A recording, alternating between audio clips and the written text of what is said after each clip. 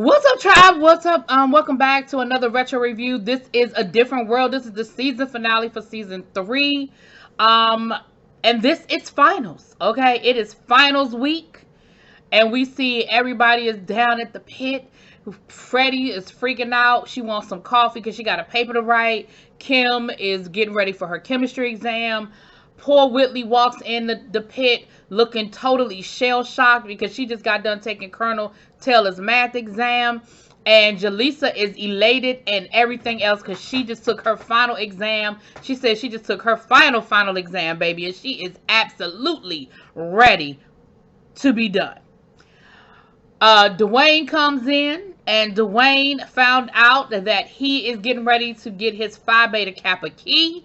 And so everybody is happy for him celebrating. And Ron says, listen, we'll be having a Honolulu, Hawaii style theme party down to the apartment. Y'all come on through and help us celebrate. Jaleesa asked if his mom and dad are coming to the ceremony, and he was like, no, they gotta work, they're not gonna be able to make it. And she was like, dang, sorry to hear it.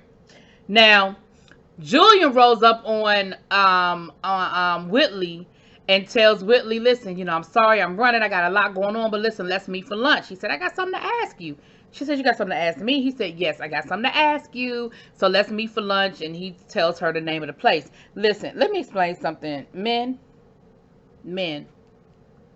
I don't care whether you've been dating a woman for 1 month or 10 years. Don't ever, never say, I got something to ask you, and let's go to a really nice restaurant if it's not a proposal. Because she's going to think it's a proposal. It don't matter whether y'all ain't known each other but a month. It don't matter whether y'all just got into a fight the day before. When a man says, I got something to ask you, and they make it seem like it's important, a woman, no matter how irrational it may seem to them, a woman is going to automatically think proposal. And of course, Whitley's mind went directly to proposal. Now, we see the next day, Dwayne and Ron, the apartment is trashed. They had a whole party the night before. Dwayne is half awake, and somebody is banging on their door. He opens up the door, and who is it? It is Dwayne Wayne's mom. Now, this is the episode where we meet for the first time Dwayne Wayne's mom. And for those who do not know, which you absolutely should know, his mom is the incomparable diva herself, Patti LaBelle. So, Patti LaBelle, we will find out later on, ad-libbed half of her damn lines because she said she didn't remember none of her damn lines because she was trying to memorize her lines on her way. I think she was on a flight from somewhere and she was just trying to get there and she didn't remember half her lines. So if you look at this episode, she is ad-libbing half of the conversations. But it's funny, it flowed, and that just became her character. So she meets Ron. She sees the apartment, which is totally trashed. And then there's a woman laying on their couch, sleep in a bikini. And of course, Dwayne is mortified. Ron is like, oh my gosh, I can't believe this is how your mama gonna see our apartment for the first time. And, she wakes her up and tells her where she is. And then she says, listen, let her sleep it off. Y'all put a blanket over her because she clearly is cold. Because she is laying here in a damn bikini, okay? She got her famous prune cobbler. Again, if y'all know anything about the whole character of Dwayne Wayne and his mama, it is the prune cobbler that he absolutely loves, which nobody else seems to appreciate. The title alone, prune cobbler, just is an interesting concept. So he's excited to see his mom. He's excited for his prune cobbler. And of course, he's trying to get Ron to try it. And Ron is like, yep, nope, I'm good.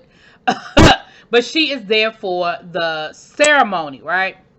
So later on, we see him walking her around campus, introducing her to Colonel Taylor, introducing her to Jaleesa, I think Walter, Kim at the pit, Freddie, and of course she sees Kim and she falls in love. Now that is the first time in this episode that I realized how much her and Kim really did look alike. Her and Kim had the same hairstyle, and all of that. And it was it was really cute because, of course, the minute she met Kim, that's who you need to be with. I don't know about this Whitley woman you keep talking about. He was like, Mom, be quiet. Like, don't be telling everybody. I don't got no Whitley thing. Even though everybody knew, boo. Everybody knew that she was in love with Whitley, okay? Um, Whitley, of course, showed up earlier at the pit in this beautiful pink dress, ready to go meet Julian. And she tells Kim, are you ready to be a bridesmaid? And Kim was like, bridesmaid? What the hell? Like, what you? I didn't think you and Julian were ready for that. She was like, I didn't either, but he said he got something important to tell me. I gotta go before I'm late. Now, Dwayne's mama is inviting everybody to the house. She's having a dinner party at their apartment later on that night to celebrate Dwayne. And so she's inviting everybody. And of course, Dwayne was like, Ma, I didn't really want all these people. I just thought it wanted to be I thought it was going to be a small little dinner party for a few people. I didn't know you wasn't going to invite the whole campus. But of course, she is proud of him. And she's telling everybody these stories about, you know, when she took him to class with her and how he caught the mistake that the teacher made. And, you know, Colonel Taylor was like, your son has the most brilliant math mind that I have ever met. Like, great things, great conversations, you know, a real cute moment we see. Now, Whitley meets up with Julian at lunch. You know, they're having lunch and they damn near on dessert. And Whitley is like, are you going to ask me what the hell you want to ask me? And, you know, Julian was like, oh, okay. And of course he's toying with her because he knows he's toying with her. And so finally he says, Whitley, I want to ask you to come and stay with me in DC this summer. She was like, stay with you in DC? Now, mind you, remember, they ain't even having sex. So what does that mean? You want me to come and, she said, you want me to come live with you? She said, well, you know, I have my internship at E.H. Wright. And he said, yeah, but, you know, E.H. Wright is local and you can do that next semester. I think it would be great for you to come down. I can find you a job at the embassy, you know, at the Pan-African embassy, wherever he working, child. And she was like, but Julian, like, what I'm doing is important too. Like, I can't, like, that's very unprofessional of me to just blow off this, you know, internship that I agreed to months ago. And he was like, yeah, but, you know, I really feel like you need to, you know, really learn the real world before you, you know, settle down into this career that you want. And she was like, what do you mean the real world? He was like, I mean, you know, really learn how to, like, how real people live. You know, you basically, like, take some responsibility, whatever. And she was like, well, I feel like I am, like, I'm staying in school an extra year so that I can, you know, get the experience so I can go into my career as an art buyer. Like, what are you talking about? He was like, well, come on, Whitley, like, you are, you know, you're a little bit of a pampered princess. She was like, a pampered princess?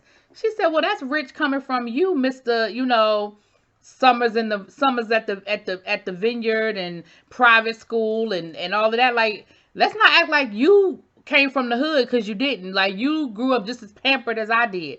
He was like, yeah, but, you know, the working at the embassy is important to my future career in politics, like what I want to do when I graduate. Like, basically, this internship ain't really important. And that's really what it boiled down to, that he didn't see the value in her internship, only in what he wanted from her. And so she was trying to explain to him, like, what you want to do is just as important as what I want to do. And, you know, for you to feel like I should just have to drop everything and come to DC for the summer, like, that's messed up. So she ends up, you know, the lunch didn't end well. And so when she gets back to the dorm, she's fuming mad. She wants to talk to Kim. Of course, Kim is on her way to an exam. She can't talk to Kim. She tries to find somebody else, and they're not available. So then she goes to look for her best friend, Dwayne. She knocks on the door. Baby Patti LaBelle is in there vacuuming and dusting. Whitley walks in and immediately assumes that she's the maid and proceeds to treat her like she's the maid. Talking to her crazy, looking for Dwayne, talking about what's that stench. She was like, that's dinner. She was like, She said, well, can you do me a favor? Can you please tell Dwayne that Whitley came by? She was like, oh, you're Whitley? She was like, yeah. Oh, he's talked about me already? She said, oh, yeah, Chipmunk tells his mama everything. Whitley was like, Mama? She said, go ahead and close your mouth. Go ahead and close your mouth. She said, why don't you come on back later on tonight? I'm having a little dinner party for him. I'm sure he would love for you to be there. Baby. So, of course, Whitley, open mouth, insert foot, honey. So, later on that night, they're having the dinner party. Everybody's saying nice things about Dwayne. And Whitley, at a certain point, goes out on the balcony. And Dwayne comes out there to talk to her. And she was like, do you think that I'm a pampered princess? And he said, well, you've come a long way, but yeah. She said, what do you mean? He said, listen, when I first met you and you found out my father was a bus driver, you took off in the other direction. She was like, no, I didn't. He said, no, you did. He said, but you're not that person anymore. Like, you've definitely matured. She said, well, I'm not that much, I haven't matured that much because I mistaked your mama for the maid earlier today. Dwayne's face was like, oh, shit, no, you didn't. She was like, yeah, I did. He was like, oh, well, okay. Like, whoo, like I have to deal with that later, but okay, what's wrong with you now, boo? And so, I'm sorry. So, he says, she tells him about the whole situation with Julian. And he was like, well, listen, seems to me like Julian isn't seeing what it is that you're trying to do. And he's not really respecting, what it is that you're trying to do. And she said, well, it doesn't matter because I'm not going to DC with him this summer. And of course, Dwayne was happy.